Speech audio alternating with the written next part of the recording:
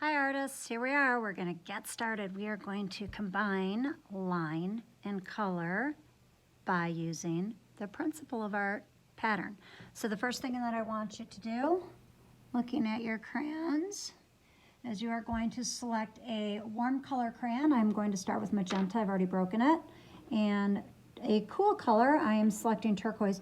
You choose what you like. I'm choosing what I like. And then what I am going to do is start by filling my pinwheels for piece paper with line patterns. So I'm going to choose 2 lines, and you may also choose a line idea from the handout in the Bitmoji classroom as well. That is fine if you see something on there you like. So I gave you lots of ideas. And please don't copy me. What you're going to do is fill this entire square by pressing really hard.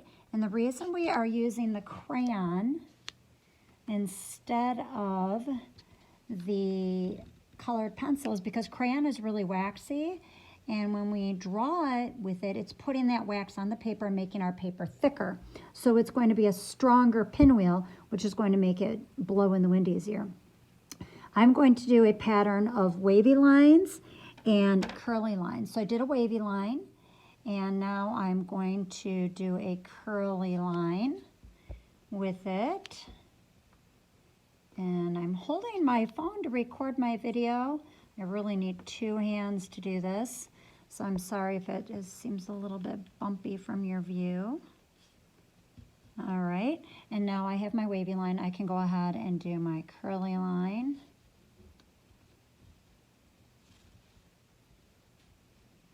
I want to get as much wax crayon on here as I can. You could do thick lines, you could do thin lines, you could make all of this diagonal, you can make your lines radiating out from the center.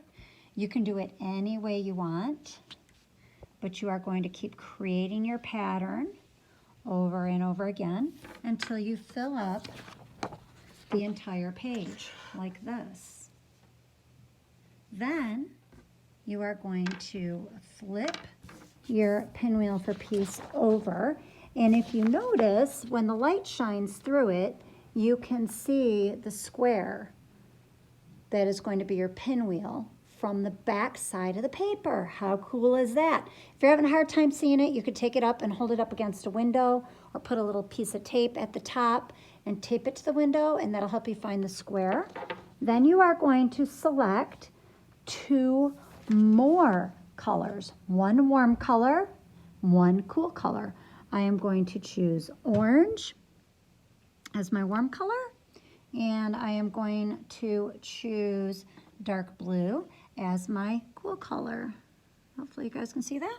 All right, then I am looking to see the square in here. I'm going to choose 2 different types of lines this time. I want the front to be very different from the back, and I'm going to start by doing vertical lines this time, and I am doing straight lines. Again, I'm pressing to make the crayon really dark. I don't need to do the entire back side of the paper.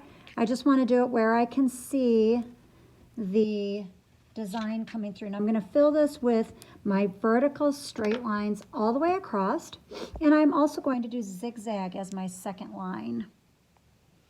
So I'm going to put zigzags in orange with my other color. I am doing just 2 colors, a warm and a cool, front and back. The colors should be different and the lines should be different. I want you trying out different ideas and different color combinations.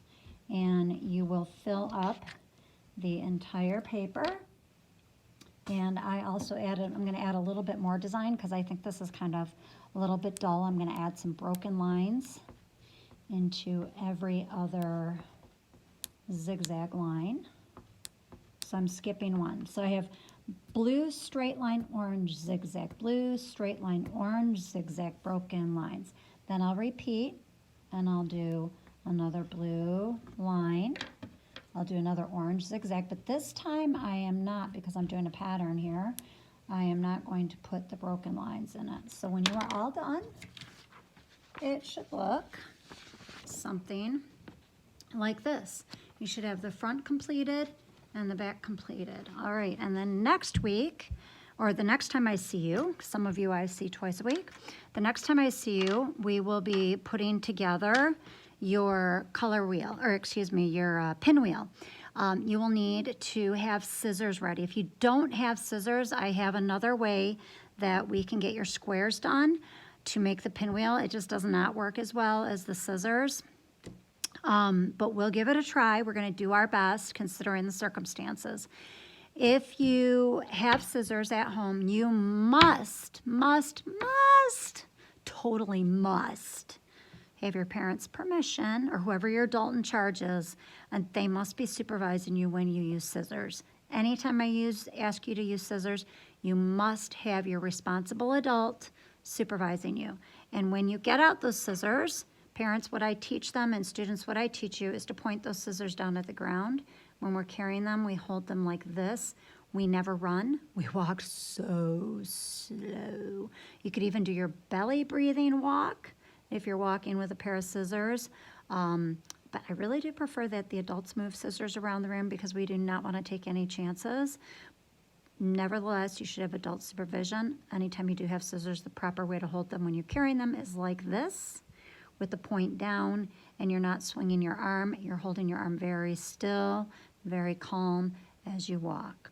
All right, just wanted to share that with you. You're going to hear it again next time I see you too. We're going to talk about that scissor safety again. So, and those of you that don't have scissors, don't sweat it. We're not going to worry about it. I have another trick up my sleeve, and we'll try to make it work. All right, boys and girls, have fun creating. I can't wait to see what you've done. Bye.